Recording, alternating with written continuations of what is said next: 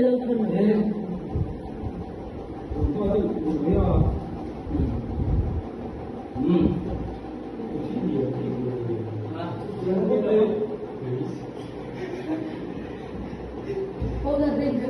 Kata ka baby powder. Trong rồi, trong đó. Bây giờ mình đi không? Sao nó cắt đấm chứ không? 1, 2,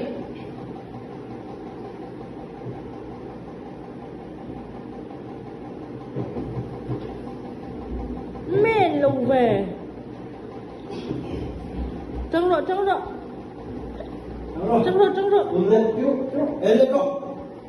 Lên đó. Trông rồi. Chưa là trông rồi.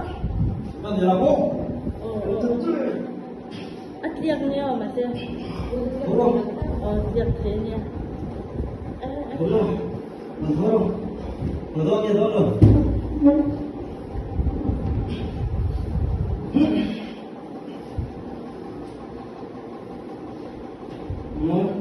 Một,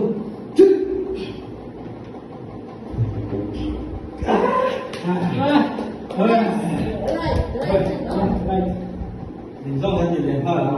The winner is right side.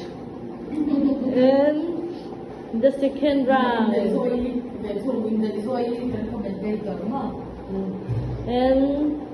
the second round.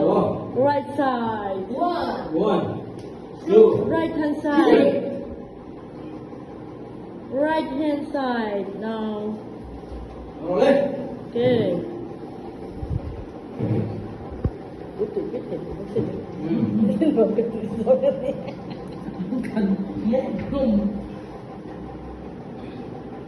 Aku pakai pojok, sama macam ni. Saya siap, tu mana? Còn thế mà.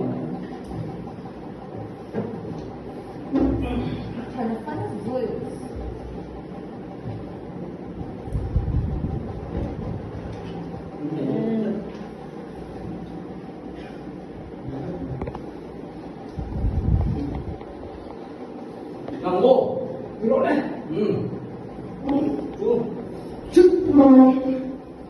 Dok kan tu je. Ni. Right hand side tu nanya. Taksa gongzong ni lawai ta. Ini siapa? The winner is right side. Last one itu.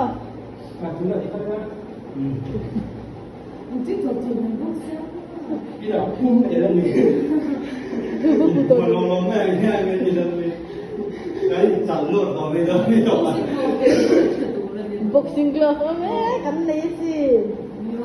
Rồi bay lên YouTube.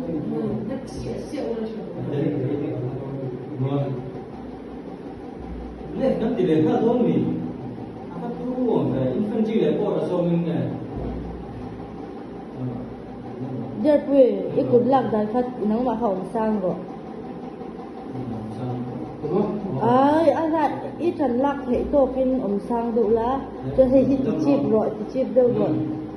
Cho nên quay đâu nha.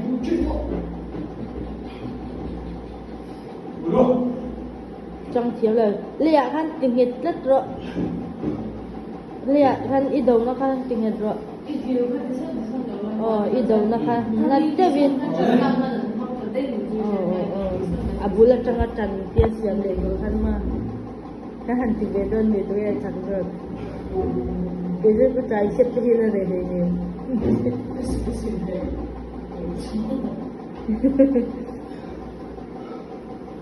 Bro. Ya lihat kok bro. Lihat kok.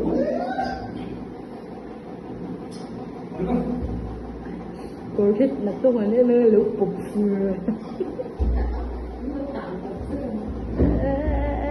Sacador transfer miệng.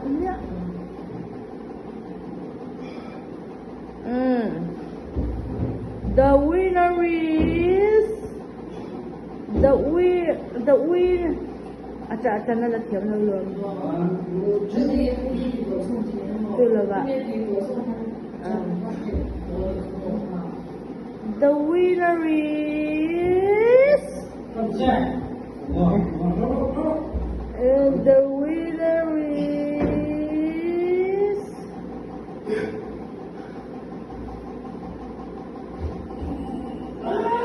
my grandchild.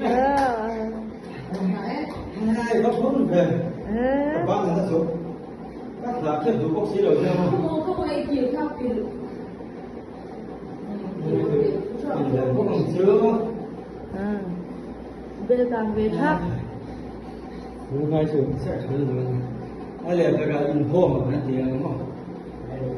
Chắc cái riêng thôi. Anh là cái result là tấm quảng. In tharlam phải in mà. In tharlam na. Supaya lama, karena awalnya kumpulan mak, nanti tapi ini kita ni, ini kita ni dah, Julai, August September, ni ke lah uang, supaya tu ni kumkat juangin, anau lah mo, anu ko me, exam ni lah lama, Julai Hong siapa, apa yang tu juga lu ya, kalau kep boleh, ni cuma sih lo, kan yang boleh tu semua, mesti tiap dua ni, masa yang mak next jualin. Anh thì đua nè, không mà anh thì đua nè, cái gì, nghe rồi đi, thì tôi có bị nữa á, anh tiếng anh á.